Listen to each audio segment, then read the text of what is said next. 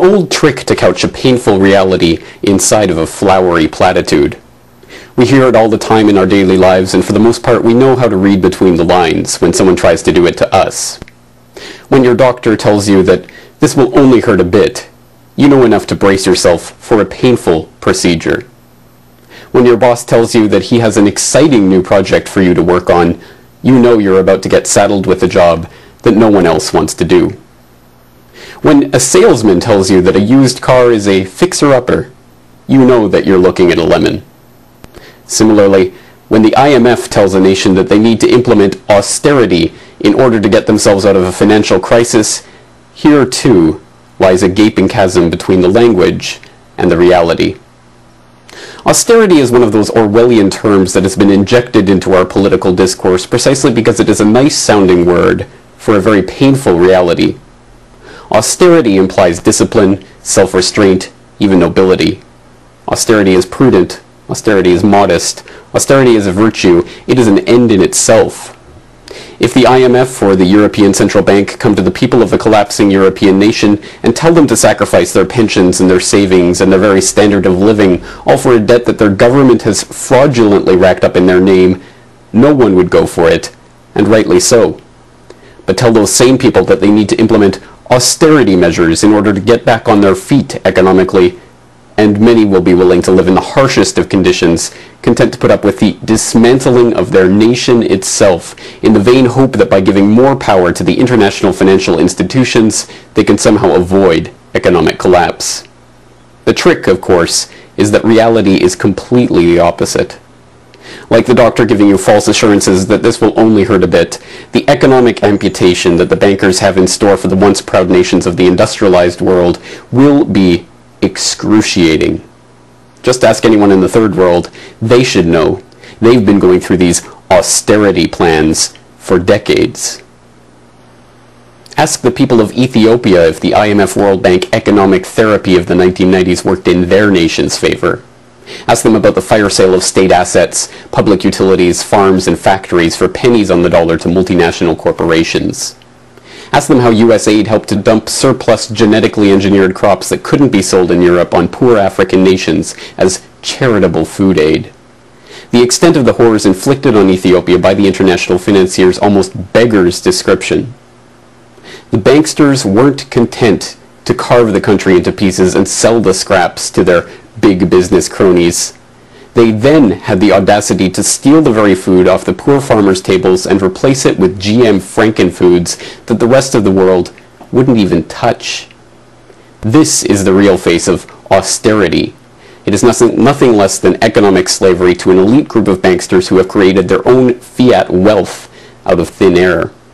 Nor is Ethiopia the only example of this procedure. Quite the contrary. A similar process has played itself out in almost every country that the international finance oligarchs have tried to set straight with their procedures that will only hurt a little. In Brazil, IMF reforms actually altered the nature of the Brazilian constitution, halting transfers of federal funds to state governments so that those funds could be used to pay the bankers their pound of flesh. The IMF Structural Adjustment Program in Peru devastated the local agricultural economy and made illegal coca production the only viable way for many farmers to make a living. From the first IMF-sponsored economic reform package in Peru in 1978 to the second round of IMF reforms in the early 90s, coca production increased over 400%.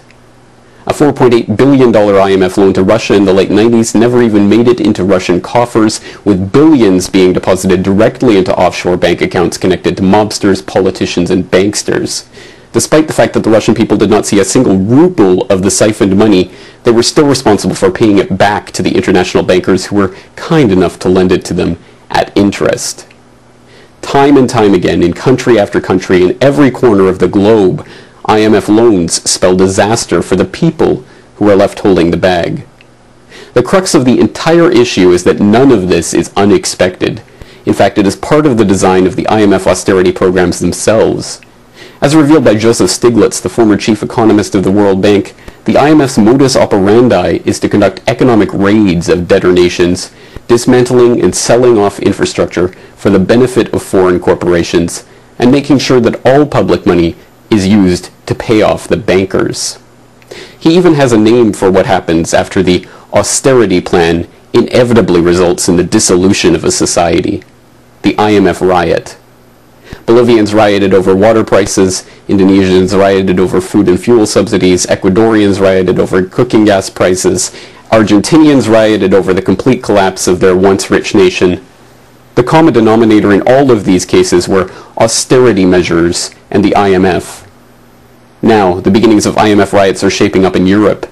People are taking to the streets to protest the measures that are about to be taken in the name of paying back to the banksters what corrupt governments stole from the people. On the other side stand the police, increasingly militarized and deployed in the service of the banksters and the politicians. The battle lines are forming. But is there another way out?